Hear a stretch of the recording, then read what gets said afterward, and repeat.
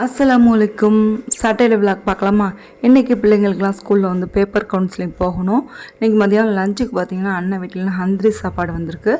So நான் வந்து மதியானத்துக்கு மட்டும்தான் சாப்பாடு கேட்டேன். ஏன்னா பிரியாணினா கூட வச்சு சாப்பிட்லாம். பழவு சோறுனா பார்த்திங்கன்னா மதியானம் ஒண்டி தான் சாப்பிடுவாங்க.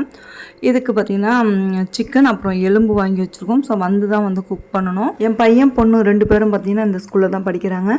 இப்போ தான் பார்த்திங்கன்னா ஸ்கூல் ஸ்டார்ட் ஆன மாதிரி இருக்குது. அதுக்குள்ளேயும் பார்த்திங்கன்னா குவார்ட்டர்லி எக்ஸாமே முடிஞ்சிருச்சு. ஸோ இப்போ 2 பேருக்கும் பார்த்திங்கன்னா பேப்பர்லாம் பார்த்துட்டு மார்க்லாம் செக் பண்ணிவிட்டு வர்றதுக்கே பார்த்திங்கன்னா 12 மணிக்கிட்ட ஆயிடுச்சு. இன்றைக்கி பழவு சோறுக்கு பார்த்திங்கன்னா எலும்பு மாங்காய்லாம் போட்டு தால்ச்சா வச்சுருந்தேன். அதுக்கு சைடிஷாக பார்த்திங்கன்னா சிக்கன் வாங்கி வச்சுருந்தோம் இல்லையா. ஸோ அதில் வந்து இன்றைக்கி பாலக் சிக்கன் தான் செஞ்சுருந்தேன். ஸோ அது செஞ்சுட்டு மாங்காய் இருந்துச்சு. ஸோ மாங்காய் வந்து இனிப்பு பச்சடி செய்யலாம். ஸோ அது வந்து குருமாக்கு தான் நல்லாயிருக்கும். ஸோ இதுக்காக பார்த்திங்கன்னா நான் மாங்காய் ஊறுகாய் தான் செஞ்சுருந்தேன். இதில் வந்து ரொம்ப காரம் இருக்காது. இனிப்பு, புளிப்பு, அப்புறம் காரம் எல்லாமே பார்த்திங்கன்னா ஈக்குவலாக இருக்கும். ஸோ மாங்காய் வந்து சும்மாவே எங்கள் வீட்டில் காலியாகும், அவ்வளோ டேஸ்ட்டாக இருக்கும்.